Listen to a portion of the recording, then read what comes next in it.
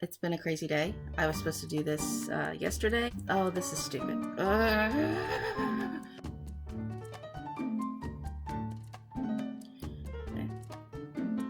I've given up worrying about white balance. I mean, I really have. Hello everyone, welcome back to the channel. Thank you so much to those of you who have been watching. I know that sometimes my channel is difficult. I try and organize things in some playlists for everybody to find when I'm talking about Halloween or DIY kind of crafts and makes, or when I'm talking about scary movies or just regular movies in general. But thank you to the 12 people who actually did watch my last DVD thrift haul, because and yes, literally the pathetic amount, literally the number 12. But you know what? I don't care. At this point, I just want to film what makes me happy. And you know what? Shopping for old media and then talking about the movies is what makes me happy. So we're going to be happy together today, and we are going to have another DVD haul.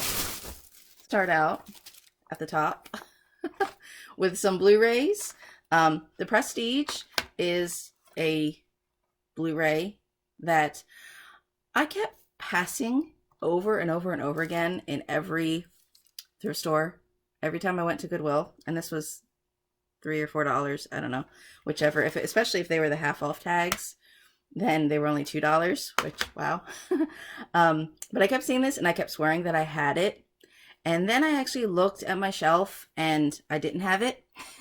So when I saw it again, I thought, okay, I have to get this. I'm sure there are probably different editions. I mean, this one is advertising that it's got HD picture and HD sound, but it's a Blu-ray.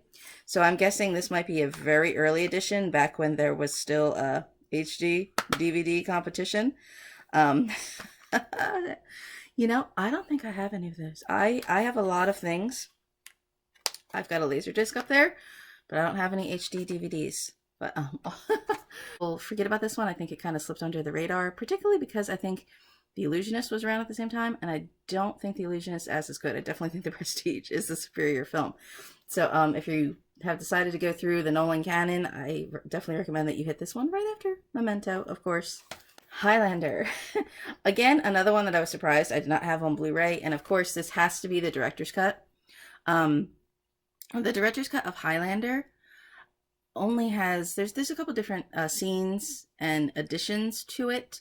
I guess you can watch the regular version of Highlander, and that's fine. Highlander 2, the Renegade version, is where you begin to get into entirely different film from Highlander 2, The Quickening. I've written a lot about Highlander. A few years ago, I went through the entire Highlander the series as well. So on my blog, I Think They're Fire Review, I'll leave all the links and information to some of these that I have already written and discussed. I'll leave all that information below. So, the 12 people that I'm talking to out here, you can like, follow, subscribe, comment, wherever you feel fancy, and you can follow through to some more reading. I've discussed Highlander, the different versions, Highlander 2 and Highlander the series. So, and again, this was, remember when Blu-rays were expensive? I don't understand why we still have region codes, but that's another separate story. And now let's travel way back in time. I bought VHS.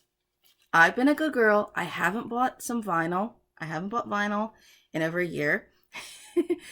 Since my baby niece has come along, I've said, you know what? I'm going to put those things, put that little extra towards baby stuff and not buy vinyl.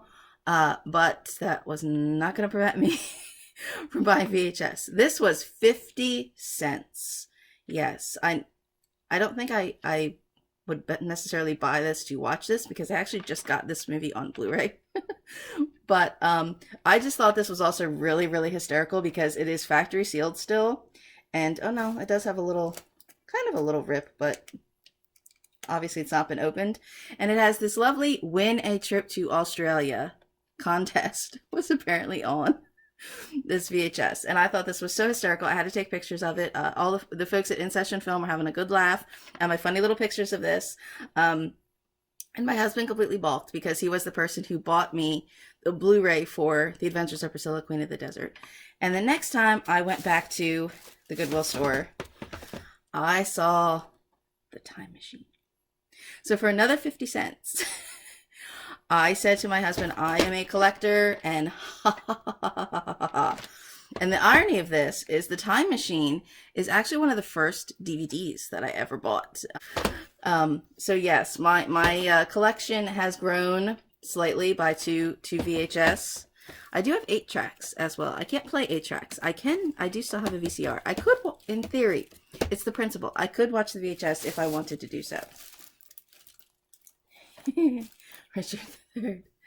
This I actually got at the Dollar Tree, which is no longer $1. It's $1.25, but they recently, I don't know if there's been some kind of factory closeout or something, but every time I've gone to the Dollar Tree, there's been an entire end cap of just piles of DVDs, and it's tough to go through them all, but I was really surprised when I saw this one. I've actually also just spoken about this one for InSession Film, so excellent film, I highly recommend. The irony is, I feel like this was not available on DVD for a while, and now I was just like, you can buy this at the dollar store? Really? Okay. Ooh. G.I. Jane. I think a couple of these also came from the Habitat for Humanity restore. I was there for furniture, and of course I ended up in the DVD section. I actually mentioned this briefly to, I'm not sure if it was on the recording or not, but Zeta Short and I were having a chuckle about this one when we were recording for the 300 Passions podcast episode that she has upcoming about Marilyn Monroe, and somehow we ended up talking about G.I. Jane. I think it was because I was talking about, the big thing about this was the trailer. It was like Demi Moore went from striptease to, you know, oh, now she's shaving her head and doing one-arm push-ups. And the film is, if the film is more than that, I want to give this a rewatch recently because I feel like is the girl power type of aspect in here, you know, might be a little dated. We'll see. I'm going to give this one a rewatch. Classic movies. Yay. Solomon and Sheba. Gina Lola Brigida.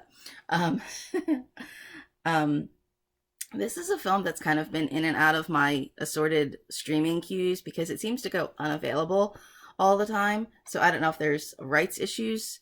Actually, this is an MGM DVD, so maybe now everything's going to be on Prime. Who knows? That's the difficulty. That's why I always snatch up physical media when I see it, because, you know, streaming films, classic movies are so tough to find anymore. You know, sometimes you want a classic and it just disappears. I'm trying to be fast. So again, if these are things that I've already reviewed, all the information is there below. I would never get done if I was doing all reviews for this. Oh wait, another Blu-ray. Oh, The Grand Budapest Hotel. I actually am supposed to be writing about this for InSession Film, instead of making stupid videos and trying to get my freaking hair out of my face. I pitched some things to the editor about some unusual Ray Fiennes material, and he was like, excellent, great, I want to do that. And have I done it yet? No. Am I ever timely about anything? No. Charming little film, recommend it. And I didn't have it on Blu-ray. Oh. And again, here's one of these Blu-ray and HD digital. I love how some of these also will have a little card in them for like the ultraviolet code. It's like, what the hell is that anymore? Ooh, the TCM Classics. Now, if I pay the full price, the whole $2 for this, The Bandwagon, Meet Me in St. Louis, Singing in the Rain, and Easter Parade. Oh, I feel like, did Turner Classic Movies stop making these? Because for a while, this was like the kind of set to get when Turner Classic was doing curated movies. And now I feel like they're not so much of a thing anymore. And that's a shame because we're losing classic film. As I said, it's not often streaming anywhere. You know, my father asked me the other day, you know, how come Ben-Hur wasn't on TV? And I said, well, it was on Turner Classic Movies. Turner Classic Movies isn't in your cable package. And, you know, all their extra curated material was on HBO Max, and you don't have HBO Max. You don't have Hulu with HBO. So he said, I didn't get to see the movie. I'm running out of space already, and I'm nowhere near done. Oh, Guys and Dolls. And this is in some kind of slim case. I feel like maybe this might have been part of a set of some sort at some point. But yeah, it's just Guys and Dolls. I enjoy this movie. I enjoy this movie a lot. But when you open the dictionary and look up the word miscast, there's a picture of Marlon Brando from this movie. Sorry, no, moving on. Scrooged. A while back when I did the A Christmas Carol session. Oh my god, I can't talk. I told you it's late, people. It's been a crazy day. When I spoke about A Christmas Carol for InSession film, Scrooge actually was one of the ones that I found difficult to find streaming. And then for some reason after Christmas, it was like all over on like Stars, I think. And I was like, how typical. So another one I did not have that now I am glad to have. And I know there were a lot of problems with the production of this film. I think Bill Murray was displeased because he wanted it to be something different and darker. But I really think that there's a lot of contemporary statements in this Scrooged. I don't think it's obviously not your garden variety Christmas Carol, and I do recommend this one. Oh, back to Christopher Nolan. This is Following. I did not have this on DVD. I think I had this if it was included in some kind of other set or add-on to something else, and this is funny. This was a Blockbuster previewed. It does have special features, though, but full screen. That's another thing. Remember when there were full screen DVDs? Again, I recommend this for people who are just getting into the Christopher Nolan pantheon, whether they loved or hated Tenet or if you're not in Oppenheimer like everybody else and their grandmother, and I'm sorry, how is Guy Pearce not in that? I mean, every freaking body that Nolan has ever known is in that movie but Guy Pearce. I protest. But I highly recommend Following as well. Somewhere in here, there's a couple. I got a Wii game, and this was the tag is $7.49, but it was half off because I still use the Wii, but it's starting to it's no longer supported. It doesn't update anymore, kind of. So some of the games and some of the controllers aren't really working anymore. So I thought this one might be kind of fun, and because that isn't cooperating, I also for $1 I got some some Tybo DVDs. I actually did some of this back in the day when I was an athlete. This was the kind of like off ice training that was done, and it was pretty cool then. I'm sure I'll probably pass out like 5 minutes into disc 1. Postcards from the Edge. There we go. Another factory sealed. I know I've recommended previously that, it's important to open, for one, always open the sets and make sure that the videos are actually in there. But particularly maybe for Blu-ray, sometimes you just want to look if they're actually kind of beat up or scratchy or something may be wrong with them. But then you come across things that are completely factory sealed. And this actually says, it has a little Walmart sticker on it. And again, Carrie Fisher writing, semi-autobiographical with Meryl Streep and Shirley MacLaine. Very fun little movie. And, ooh, I got a book. And that was 50 cents, actually, not the whole $1. I've never heard of this book, but it seemed very intriguing. All That Hollywood Allows, Reading Gender in 1950s Melodrama by Jackie Byers. Gender and American Culture from the University of North Carolina Press. All That Hollywood Allows explores the representation of gender in popular Hollywood melodramas of the 1950s, the last decade in which films enjoyed a pivotal culture position. Both a work of feminist criticism and theory and an analysis of popular culture, this provocative book examines from a cultural studies perspective the top grossing film melodramas of that decade, including A Streetcar Named Desire, From Here to Eternity, East of Eden, Imitation of Life, and Picnic. Oh. So, there's some writing in this. Page 263 and page 264. What year was this? 1991. So, well, this is an interesting perspective. The 50s through the 1991 to me is still 80s. I don't think the 80s kind of ended till 1992. So it would be very interesting to look at this through a modern lens and then look at it through effectively an 80s lens. Because how bold would a critical study from effectively the 80s be of the 1950s? I don't know. Because it even says, stereotypically viewed as complacent and idyllic, the 1950s were actually a period of dislocation and great social change as Americans struggled to regain their equilibrium in the wake of World War II. Feminism and film in the United States. Rethinking roles and stereotypes. Working women in film melodramas of the early 1950s. So this will be a very interesting read. I don't know that it's going to be any good, or if any of the information is dated or worthwhile. Oh, there are kind of... Somebody did make highlights and notations here. But I have read other different classic Hollywood books. But if anyone is actually also interested in this, I would be more than happy to share more of this. Who knows whenever I'd get to that. I didn't watch any of the movies from my last DVD haul yet. I can't lie. Rio Bravo. And then again, this is an old slipcase cover. I'm upgrading my John Wayne collection. Yes, I already have this on Blu-ray.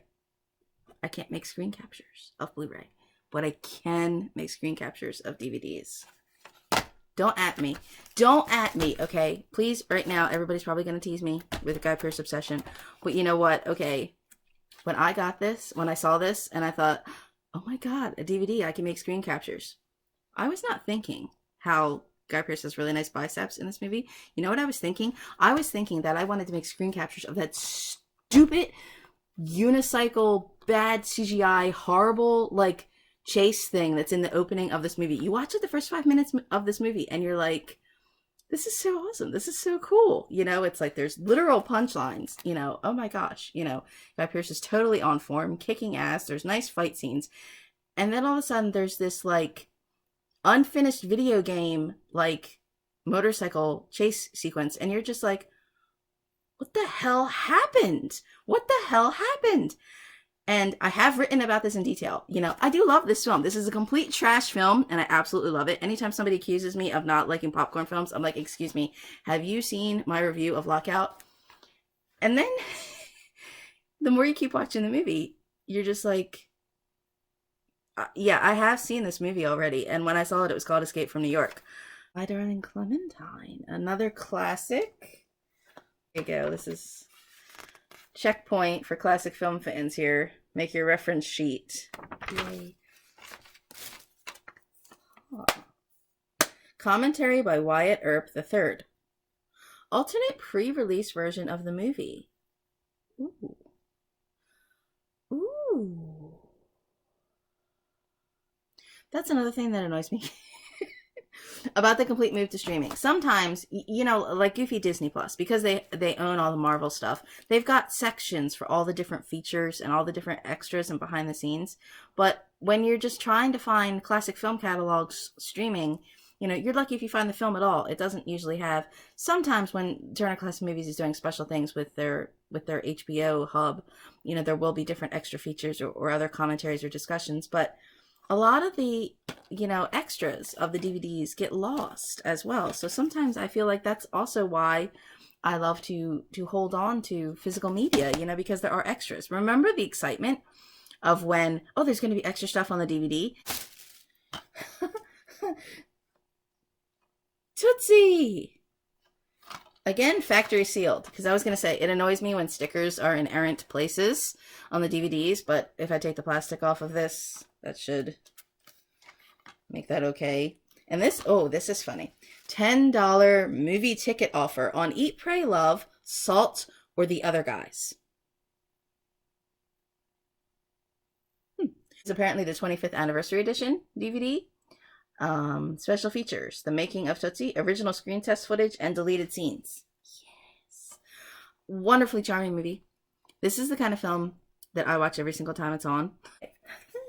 On the Town. More Frank Sinatra. I can't help it. I love, as much as I get excited when I see something that is something special that has features, part of me just gets really excited also about these old clip case DVDs. I don't know why. And this does have special features on here as well. Oh, interactive menus and a theatrical trailer. Yay. The first season of Dynasty. Factory sealed. Because I had in a previous haul gotten Dynasty Season 2. And even though this series is streaming and I went through a rewatch not that long ago, I didn't own it. And I had jumped in when I found Season 2. And I actually saw this Season 1 slim case for less than the cost of the Season 2. So again, I'm kind of set with my 80s melodrama. I'm not going to necessarily try to find all the seasons of Dynasty Thrift, but that would be kind of a fun experiment, I can't lie. Oh, Shenandoah. I reviewed this movie a very long time ago. Oh, this is the kind that's got the little clip little things on it. Wow. That scene with Patrick Wayne just gets me. I had a VHS of this that I really, really, really loved, and I was very surprised to myself thinking, I don't have The Crow on DVD. I had posters all over my room of The Crow. And I've got books and pens and everything you can imagine. Don't remake this movie, please. It's wonderful as it is. Every time somebody thinks of like remaking The Crow, I think to myself, but have you seen the original? Just watch the original. Another inadvertently tragic and sentimental, but beautiful film. Excellent, excellent film. What year? I don't remember the year of this. I feel really old. After I just rearranged my DVD shelf, I have to fit a few more things on my shelf. I've spent far too long babbling about this, and I have a lot more work to do. I have a lot more watching to do, a lot more writing to do. So once again, thank you for those of you who have been watching the channel. You know, my channel's a hot mess, and I like to film what I enjoy, and I hope other people enjoy it too. Apparently not a lot of people actually enjoy what I'm doing, but I can't worry about that anymore. I just want to have fun talking about movies, and as I said, you can read some of the things that I've written about these films at my own blog, I Think Before I Review. Some of these are also at InSession Film I've written as well. I will link all that information. So I would love to hear from you if there's something here that you would like to see discussed in further detail. Please feel free to comment. My Twitter handle is Therefore I Review. I would love to hear from you. So thank you for watching. Bye.